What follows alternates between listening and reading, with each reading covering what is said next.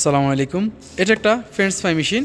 মানে আপনারা যারা স্যান্ডউইচ খান বা বার্গারের সাথে অনেক সময় দেখেন যে ফ্রেঞ্চ ফ্রাই দেয়, মানে আলুরে চিকেন চিকেন করে কাইটা তেলে ভাজে, সেই মেশিনটা এ হচ্ছে সেই ফ্রেঞ্চ ফ্রাইয়ের যে ট্রেটা। তো আমার এটার সমস্যা হচ্ছে এটার মধ্যে কোনো পাওয়ার সাপ্লাই আসে না।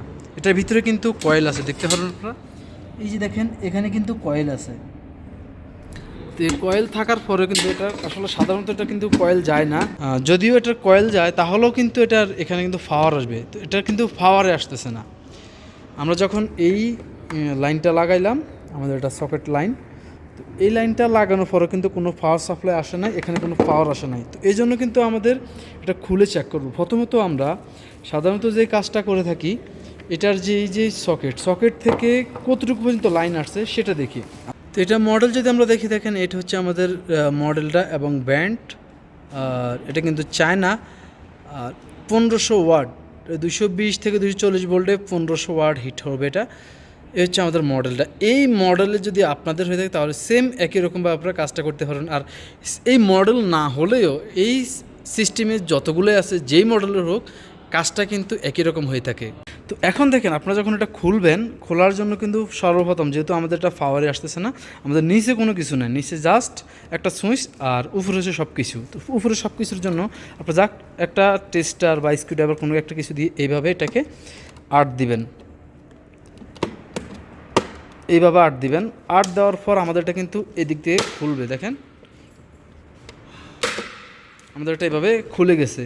তো এটাকে এভাবে খোলার পর দেখেন এই যে সার্কিট, এটা হচ্ছে আমাদের সার্কিট। আর অন্যান্য যে যন্ত্রাংশ সব কিছু কিন্তু আমাদের এখানে। এরপর আমরা এখান থেকে যে নাট আছে, নাটগুলো খুলে নেবে। এখানে একটা নাট এবং এখানে একটা নাট, এই দুইটা নাট আছে, এই দুইটা নাট আমরা খুলে তারপর নিচের দিকে আমরা যাব। তো আমরা এখন এটা নাটটাও খুললাম। নাটটা খোলার পর দেখেন জাস্ট মাত্র দুইটা নাট এটার মধ্যে, এই দুইটা নাট খুলে দিলে কিন্তু আপনার এটা খোলা হয়ে যাবে। এখন দেখেন এখানে এই দুইটা হচ্ছে কিন্তু আমাদের এই যে বোর্ডটা, এই বোর্ডের কানেকশন। আর এখন এখান থেকে আমাদের এই যে 3 পিন প্লাগটা, এই 3 পিন প্লাগ থেকে কিন্তু সরাসরি আমাদের লাইনটা কিন্তু এখানে আসছে, রেড এলো ব্লু। তো এই রেড এলো ব্লু তিনটা কিন্তু আমাদের এখান থেকে আসার পর এই যে একটা জয়েন্ট দেখবেন, আর এখানে আরেকটা জয়েন্ট হচ্ছে আমাদের এখানে, দেখেন এখানে জয়েন্ট, এই দুইটা হচ্ছে আমাদের এই প্লাগ থেকে কিন্তু কাটছে। আর প্লাগের এখানেও কিন্তু একটা ফিউজ আছে। আমি ফিউজটা চেক করছিলাম, এই ফিউজটা কিন্তু আমাদের ভালো। নিচে যে সুইচটা, সেই সুইচটাও ভালো। এবার আমরা এরকম একটা ডিজিটাল মিটারের মাধ্যমে, আপনার চাইলে কিন্তু এভিও মিটার, যে অ্যানালগ মিটার, সেই মিটার দিয়ে চেক করতে পারেন, কোনো সমস্যা নাই। এবার আমরা মিটার দিয়ে চেক করব। মিটার দিয়ে চেক করার জন্য দেখেন প্রথমত আমরা এখানে এই যে দুটো টার্মিনাল, একটা টার্মিনাল ধরবো, এটা কিন্তু আর্থের সংযোগ হচ্ছে বডি, দেখেন বডি। আর এটা হচ্ছে আমাদের আরেকটা টার্মিনাল, এই টার্মিনালে আমরা এখন এখানে চেক করব কোনটার মধ্যে আছে। দেখেন এভাবে চেক করলাম, আসে না। এটাতে দেখি হ্যাঁ আসছে, আমার এটা আছে। তারপরের টার্মিনাল আমি এবার ধরলাম, এবার আমি এখানে দিলাম, দেখেন আমার এটাও আছে। মানে আমার এই সকেটের, মানে আমার এই প্লাগের কিন্তু এখান থেকে এই পর্যন্ত লাইন আছে, তাহলে আমার এদিকে কোনো সমস্যা নাই। সমস্যাটা এবার আমরা দেখবো এইদিকে, এদিকে কোন জায়গা আছে। এদিকে কিন্তু আমাদের এই যে এই ব্লু তারটা এটা ভিতরে গেছে, ভিতরে গিয়ে আবার এখানে পর্যন্ত আসছে, মানে এটা হচ্ছে আমাদের ব্লু তারটা নিউট্রাল। আর লাল তারটা বা রেড তারটা, এটা হচ্ছে আমাদের ফেস, এটাও কিন্তু ভিতরে গেছে, গিয়ে এখান থেকে এসে এই সার্কিটে লাগছে। তো এটার ভিতরে কি আছে আমি কিন্তু জানি, এটার ভিতরে কি আছে। এটার ভিতরে এই যে দুইটা তার, এই দুইটা তার হচ্ছে একটা সেন্সর, মানে এটার ভিতরে যে একটা সেন্সর আছে। দেখেন আমি এটা কিন্তু খুলছি, এই সাইডটা আমি খুলছি। এই যে এটা দেখতে পাচ্ছেন, এটা হচ্ছে সেন্সর, এটা হচ্ছে কয়েল, এটা হচ্ছে ব্লোয়ার ফ্যান। আর এবার এই সেন্সরের তার হচ্ছে দুইটা। আর এই যে চারটা তার দেখতে পাচ্ছেন, এটা হচ্ছে কিন্তু আর্ট, মানে বডি হয়েছে, বডি গ্রাউন্ড গেছে। আর এই যে ব্লু এবং রেড, এই দুইটা তার হচ্ছে ভিতরে গিয়ে একটা দুইটা ফিউজ হয়েছে। এখানে দুইটা তারের জন্য দুইটা ফিউজ হয়েছে, দুইটা তার ফিউজ হয়ে তারপর কিন্তু এটা এখানে আসছে। এরপরে এখন আমি দেখলাম, যখন এই যে দুইটা টার্মিনাল, মানে এভাবে আপনারা আলাদা আলাদা করে চেক করবেন। দেখেন এখান থেকে আপনারা এখন এভাবে ধরছেন, ধরার পরে এখানে দিয়েছেন, আসে না। হ্যাঁ এখানে দিয়েছেন, সিটি বাড়ছে, আসছে। এখানে মিটারটা ধরি, এটা আমার কোন তারটা দেখি নেই প্রথমে, আমার এটা রেড এবং এটা হচ্ছে ব্লু। তাহলে ব্লুটা হচ্ছে আমার নিউট্রাল, নিউট্রালটা আমার এখান থেকে হয়ে ভিতরে ফিউজ হয়ে তারপরে এখানে আসবে। দেখেন এখানে এখন আসছে। আর এটা রেডটা দেখি, রেডটা আমাদের এখান পর্যন্ত আসছে। এবার এখান হয়ে আমাদের এদিক দিয়ে এসে এই পর্যন্ত আসছে। দেখেন এখানে আমি ধরি আমাদের বাজছে। এখন সমস্যাটা হচ্ছে আমি যেটা পাইলাম প্রায় অনেক খোঁজাখুঁজি করার পর আমি এটা খুললাম। এটা খোলার সময় একটা জিনিস লক্ষ্য রাখবেন, এখানে কিন্তু স্প্রিং আছে।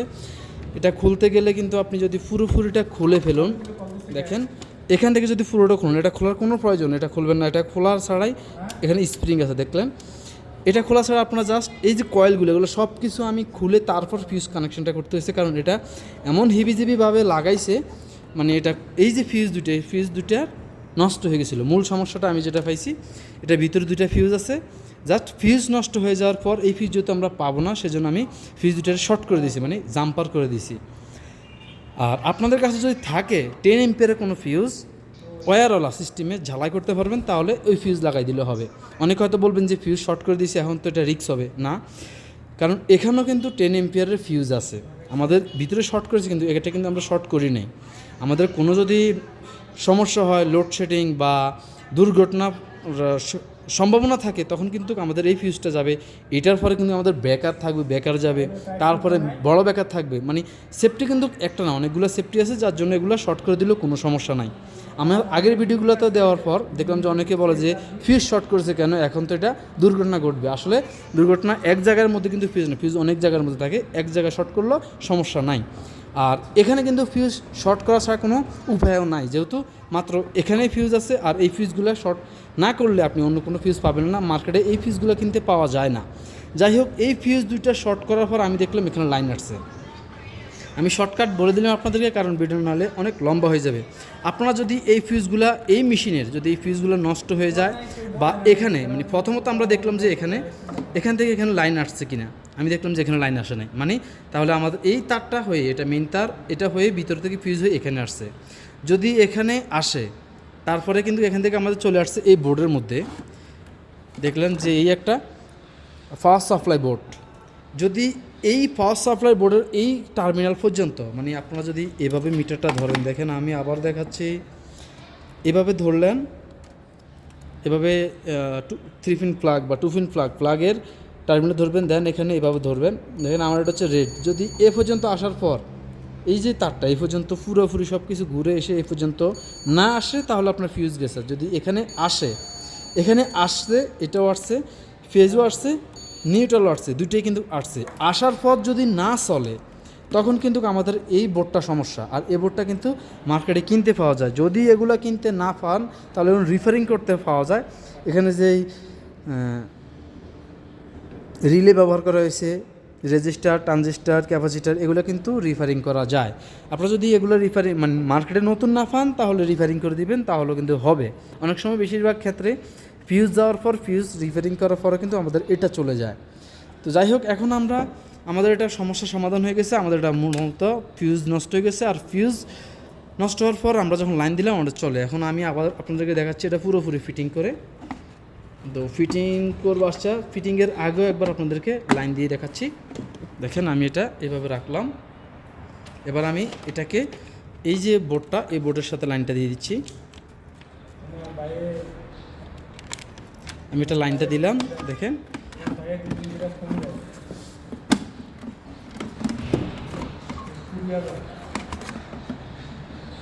এবার আমরা এটাকে আমি এখানে প্লাগের সাথে সকেটের সাথে আমি প্লাগটাকে লাইন দেব। লাইন দিলাম, দেন আমি স্টার্ট দিলাম। এখন দেখেন আমার এটা কিন্তু এখানে পাওয়ার আসছে। দেখেন এর আগে আমি যখন টেস্ট করছিলাম, এটা কোনো পাওয়ার আসে না। দেখেন আমি টাচ সিস্টেম, কিন্তু আমি অন করলাম, এটা অফ হয়ে গেছে। দেখেন স্টার্ট হতে যায়, বন্ধ হয়ে যায়। কারণ হচ্ছে কি,